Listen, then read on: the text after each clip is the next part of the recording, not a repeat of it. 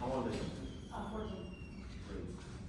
I love it. I just love it. But of course, I'm here to be a cello policeman. Also, but I really want to start just by saying how great it is.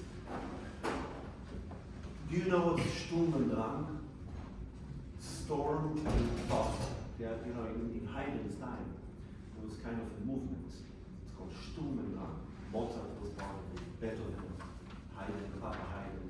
And it's sort of a movement of people, not just in music, in art, that had this conflict between should we think a lot, like in the Baroque time, or should we just sing and be romantic? And that movement led to the Romantic period. In Haydn's music, there's so much of it, and you basically, you play so well, but you basically just sing. You sing the whole time. You sing.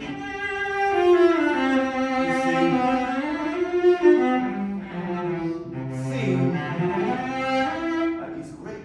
It's really good. It's like eating ice cream the whole day. Have you tried that ever? Don't. It's kind of painful after breakfast. If I would ask you to identify between singing and talking, yeah, let's call the thinking talking and the singing romantic, okay? So play from here and tell me before each little phrase if it's singing or talking. Just say it, okay? So this will be singing, yeah? What will this be? What about this? What about this?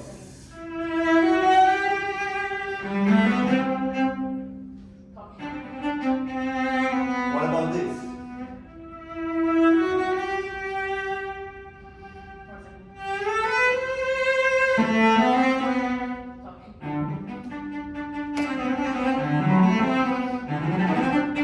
What about this?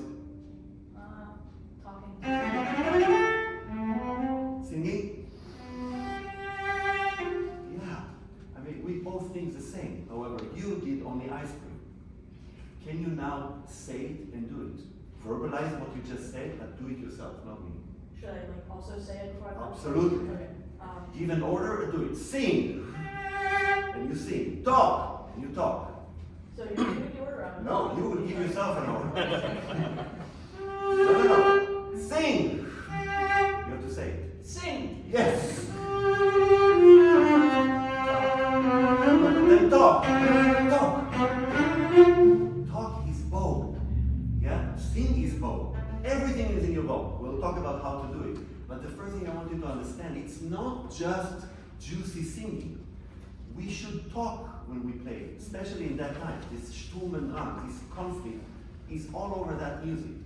Okay? So I want to see, before we talk about how to do it, I want to see that you recognize it and you try to do something different with your bow. Okay. Sing.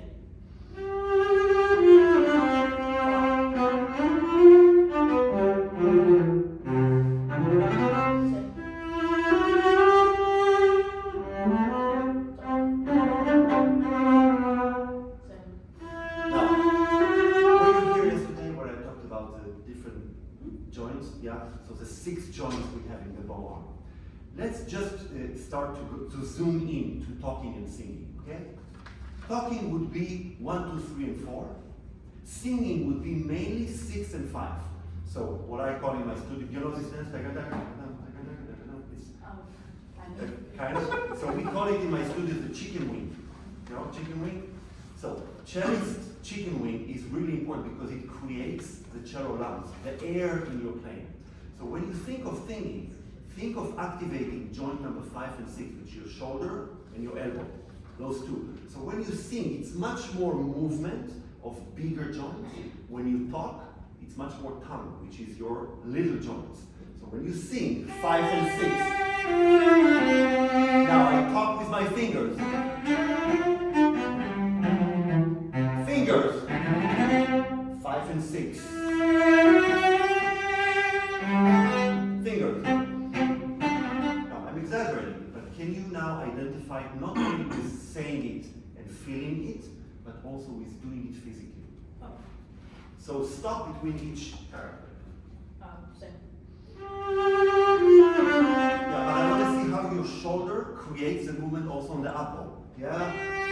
The up bow, you have to kick your shoulder in, yeah, in the socket. Instead of ti and stay. Da da di, ti la da di da da.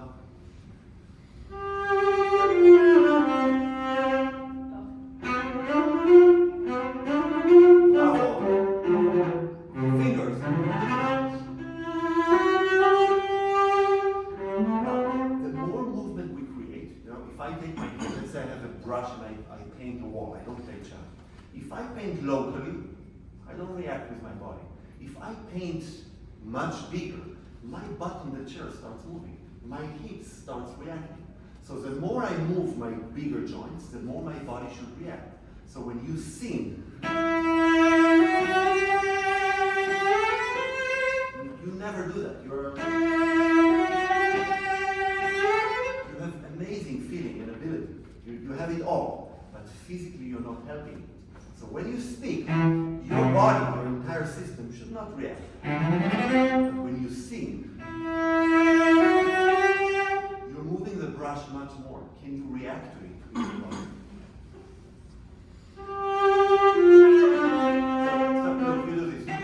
You lift your feet. Can you always resist the movement first and then join it? So if you have a down bow and you want to sing, resist it, but then join it. So against and join. Yeah. Bravo.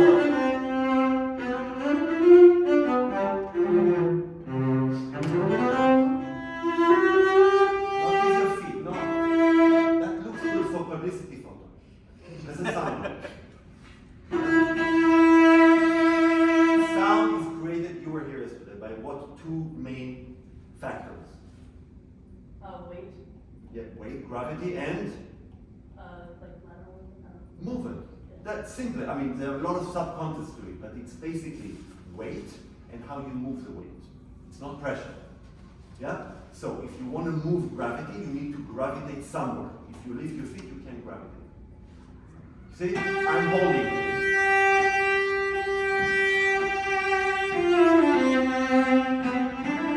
Yeah, then I can really play in a big hall.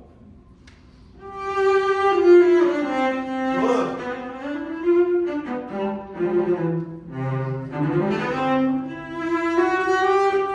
Try to move. Love it, love it. Really good. The movement, the actual movement that I want you to create you don't drive it, you're too young. And even if you drive in America, you'll never drive a stick shift. But imagine that your movement would be 4 stick shifts, four shifts. Yeah, it would be sideways, and it would be door hinge. Yeah, so you have 4 ways to move. Right, left, but also circular. Exactly. So when the bow goes on the down bow, you do both. The circular movement is really important. Yeah, you do this. You hear the difference? Try. Activate your hips. Yeah. Now local hips.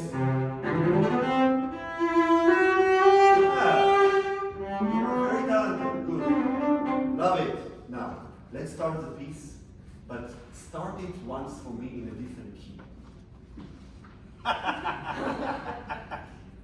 You know, you're like in a studio in Hollywood. The singer doesn't like it in C major. They like it in a different key. You don't have to do the whole chord, just the top 2 notes. Let's say it would be D major. Start in D major. yeah. Oh, you want to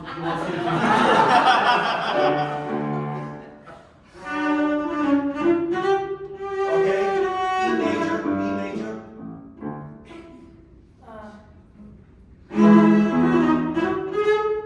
Again, E major.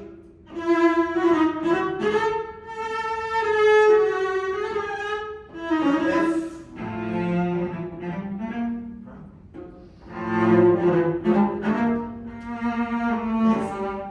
You know that every key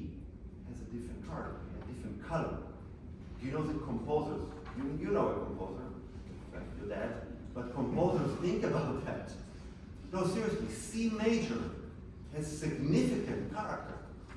Do you know another piece in C major for cello that has very similar character in the beginning? No.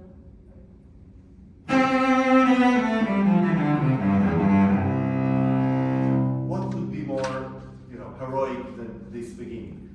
Yeah? C major, the prelude of the third suite. We have more C major pieces. Also this concerto. It doesn't start in C major by coincidence. Yeah? So give me one word to characterize C major. Grand. Grand. Okay. Now I want you to play the two bars before, and I want you to show me on your face grand aura. Just this. Don't play. Just show us this on your face. But first you don't look. You were like going on. Just right here, and then bum, bum, bum, bum from there. Carnegie Hall, full of people. Don't play. Show. I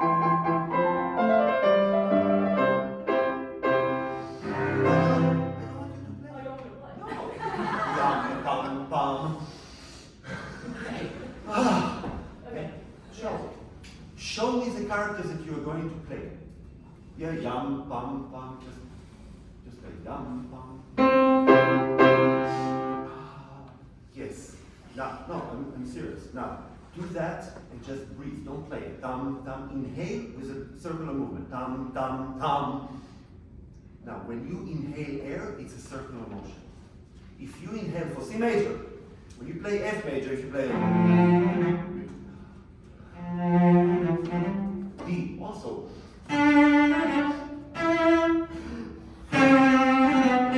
The breathing before is much bigger. So I want to see this. Dum, dum, dum. To the height of your nose. Yes. Yes. Now you are allowed to play. Good.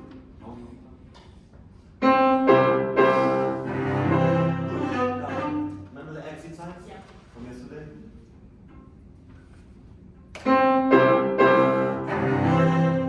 Now you deserve the fee that you get. You ask for so much money, you're so famous, and you get so, now you deserve it. That's a character in the beginning. That's a character. Now, if this would be a theater, and I give you three options for character. Is it a narrator? Is it a monologue? Or is it a dialogue? What do you think it is? It's a dialogue. Dialogue? If it's okay, any answer is good. If it's a dialogue, can I hear two characters? Yeah.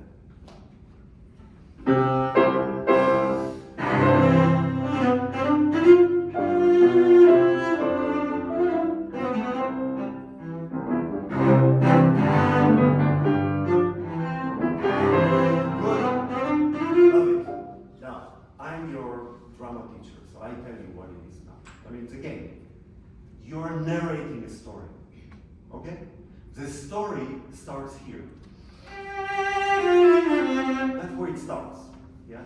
Right now on stage, there's nothing but the stage, the way it looks. There's no people on stage. The entrance is when the curtain opens. And then you come in. You're going to narrate the story. You have a very famous voice. Yeah? Morgan Freeman. You come on stage and you say, today, I'm going to tell you the story of the Haydn C major Concerto. Ting, ting, ting. Then the girl comes in. It all started, blah, blah, blah. Okay? So now you're not singing or talking. You're narrating what is about to happen through the whole introduction until the G. Okay? Can you try to do that? Everything majestic, everything big, chord.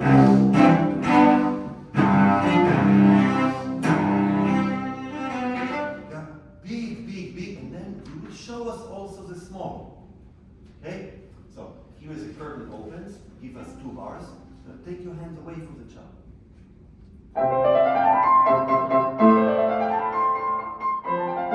Narrate. Tell us about the story. It's not the story yet. I'm going to tell you about, and even more so. Now, are you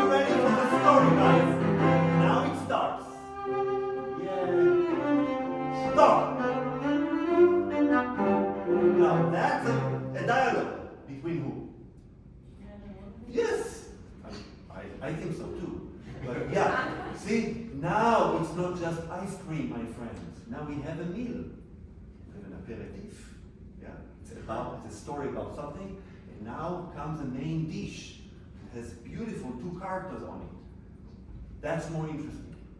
But what you did before was really great, especially because you're 14, but I don't care. You could do much better. Now, let's talk about style, my friend, because I have a question for you before I bother you. If you play, like Rostropovich used to do these marathons of concertos, he would play 5 of them in an evening, or even more, and he would do 7 evenings in a row. But in your evening, you are this famous cellist, and you come to play in a little town, and of course they want to use as much as they can from your history, so you're going to play Haydn, Saint-Saëns, and no, actually, Haydn, Shostakovich, and Elgar. Over here next. So your next piece is going to be this one. And the other one, but the first one is Haydn. How are you going to do it different, my friend? Stylistic, I mean, it was written much earlier. Well, you're playing on a modern setup, I understand. You're playing on a modern ball, you don't play on gas strings. I love it, because you're playing for a different kind of hall. What are you doing cellistically different?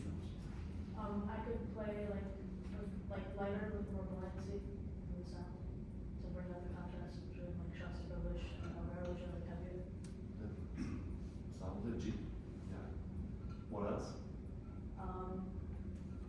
Maybe use like varying on vibrato, so it doesn't. Yeah, but vibrato would be used in all periods. Yeah, but you're right. Vibrato in Haydn is much more harmonically than melodically. Yeah. So if you have an appoggiaturas, like yeah, you can vary it. You're right. There's one more thing. Yeah, if you just simply listen to the orchestral part, you will find a lot of answers. When the story starts, what does the orchestra play? Can you just play when just like straight chord notes, or eighth notes? Eighth notes. Now, any orchestra in today's world, anywhere, in Russia even, in Peabody even, sorry, they would not play like this. Yeah? If you play in an orchestra, and you have to play eighth notes,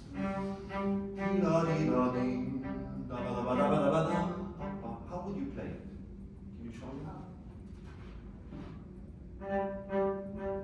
Yeah, much more banana. Do you know this piece?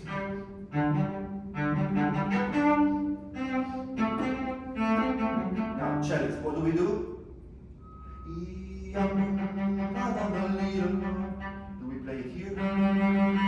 No, never. Yeah, much more banana. Banana, I mean the shape of the eighth notes. Now let's hear the eighth notes. Yeah. Okay, now when you mix those eighth notes with eighth notes of yours, do you want your eighth notes to be juicy and gluey, or you want them to meet with the eighth notes of the orchestra? Meet the orchestra. So, what happens when you play, for instance, I'm just picking a spot. What is the orchestra doing on your G?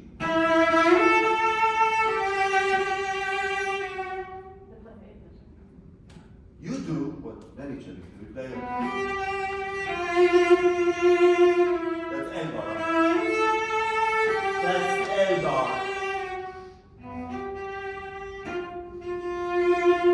You mentioned appoggiaturas. Lift. Lift. Yeah? You never lift the bow on eighth notes. Never. Never, ever, ever. It would be so cool if you would do it with the orchestra. Same here.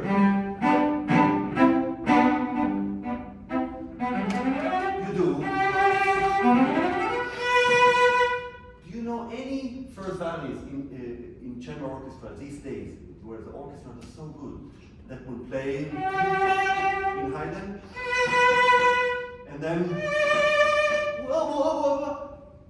it doesn't exist. So in your level, I want you to be aware of it as well. So Haydn will sound much more like it would have been in that period, much more lifty. So let's just try that part. Can you play from that speaking? Yeah?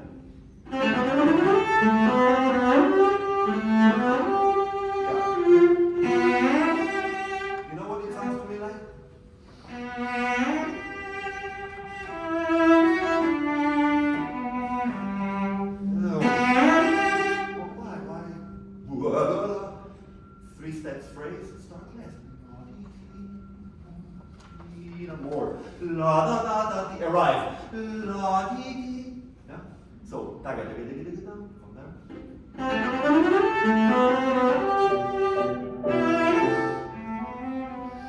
You can do it. Start the phrase on the beat, much less.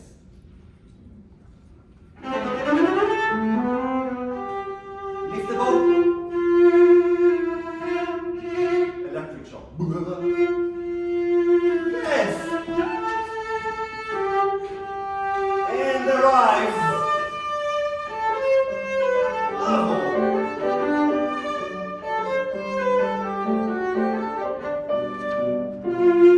Stop. Exactly.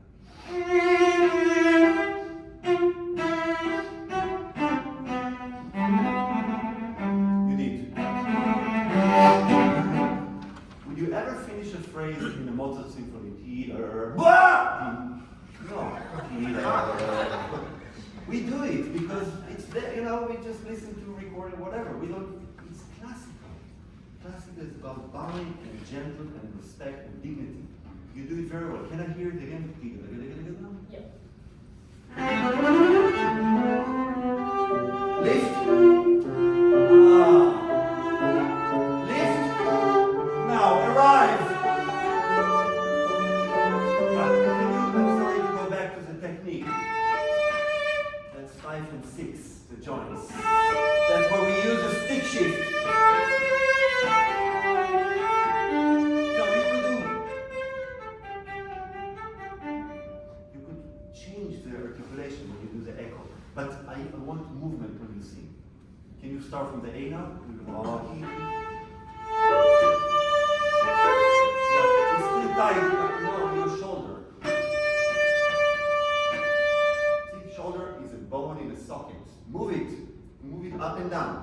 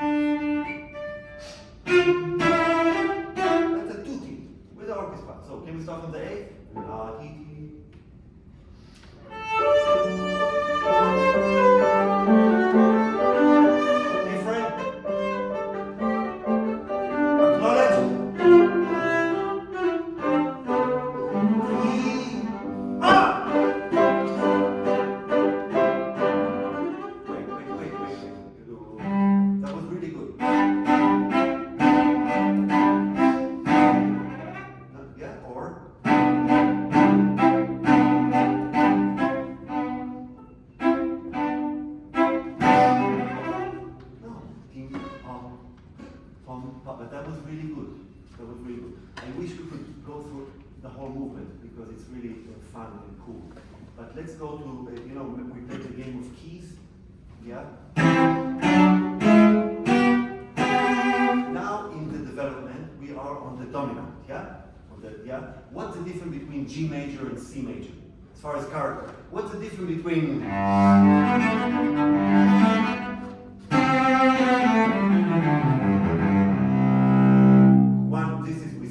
majestic, heroic, blah, blah. What is G major? It's kind of warmer. Warmer, okay. If I would force you to choose a season from the year, what season is it? Fall. Fall, okay. No, that's good. That's good. It's yours, no? Fall. Can you think of that? So start Bach first beat once. No, think of fall first, and then stop. Good. Now, do the same thing. Think of this color. For you, it's fall. Same color, the G major. Lift.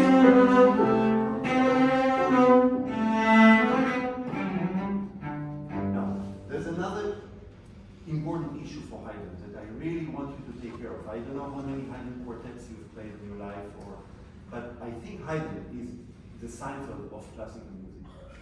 I'm not kidding. He's the funniest composer with the best humor, as far as I'm concerned. Haydn can easily sound like background music in a wedding, like a gig, or the most exciting, Sturm und Drang, and the funniest. Yeah? in order to make the jokes, you need to be just a little bit more aware of repetitions, of different keys, and you should make fun with the orchestra much more. Yeah? So if you play it first time, yeah, maybe second time,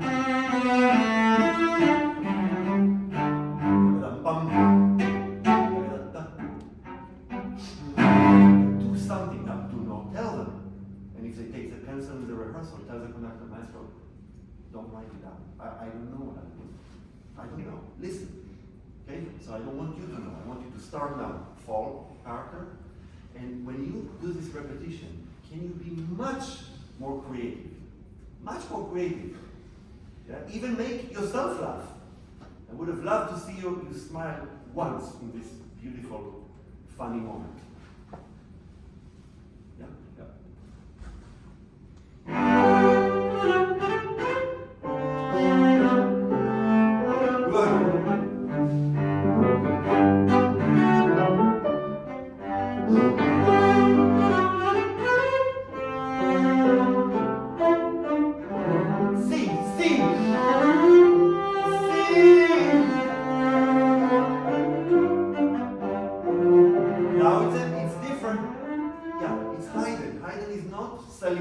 Yeah, he's going to do something different in the development. Maybe go to a place that we haven't been before. Magical moment. Stay at the tip. Something that we haven't heard yet. Can you do that? That was really good before. From the E. But we have to finish. Yeah, but try to be, I like to call this area of the bow the magical area. Singing, talking, magic. You want to create magic, you don't want to be an elephant, yeah, with a lot of weight. You want to be away from weight, right? Stay there. Stay. Shh. Now surprise yourself. That's a storm. That's a storm. Bah! Surprise yourself. I'm not kidding. Like an actor.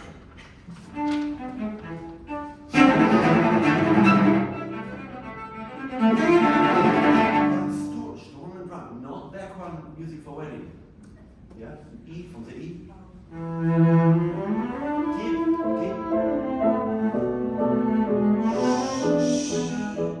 Go! Go!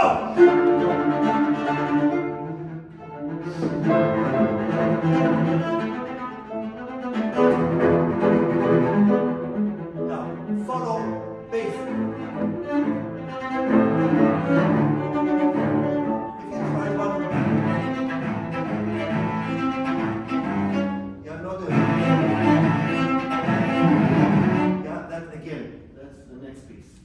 The last one.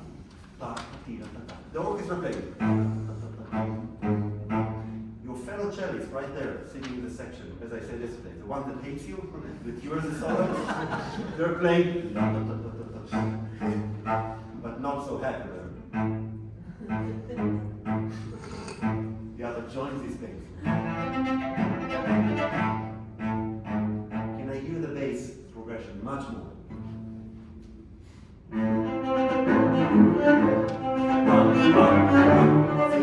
Try to lift, just for now. You can do whatever point. You can do anything you want. I don't care. But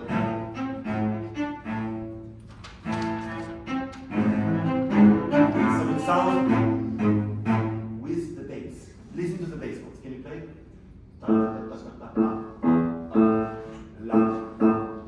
Yeah, I want you to do the same. Not way.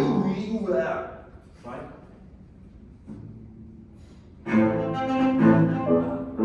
Just right, it's okay.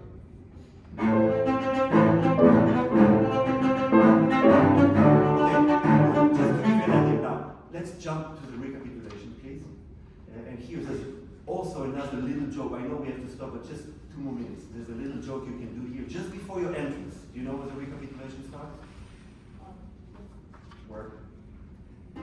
Good. So, anticipation, my teacher, Bernard Greenhouse, used to say that anticipation by the public is your biggest enemy. You don't want them to know exactly what you're about to do, because then why they come to the concert. So this is a great moment. Yum, chum, chum. You can wait just one more second. Yeah? Because we are all waiting. Yum, bang, okay. One again. Can you try to do there something in the silence that will be a little different than at the beginning? Yeah? Give him the 2 bars.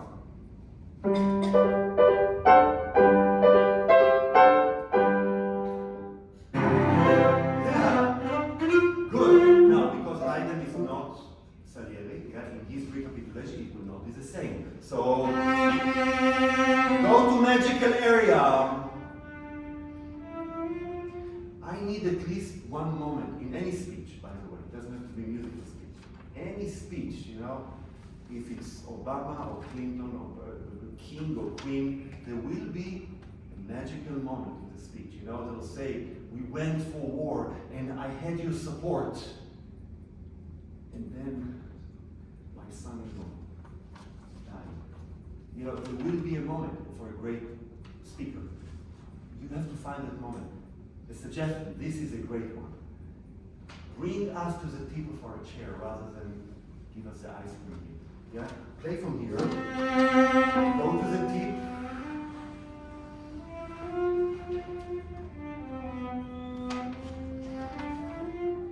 Stay there. Let's see how much you can keep us without breathing. Yeah?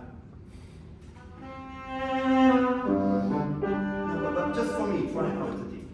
Tira. No, so still some up. Okay,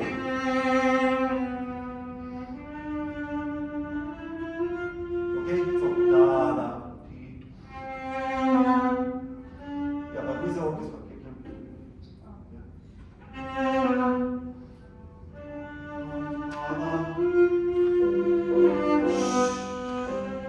even less.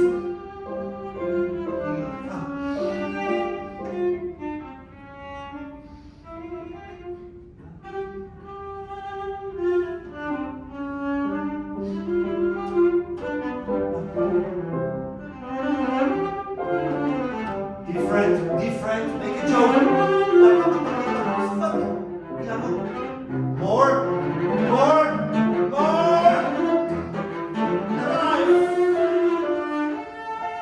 Wait, stop. The last thing I will say in this lesson. Elgar.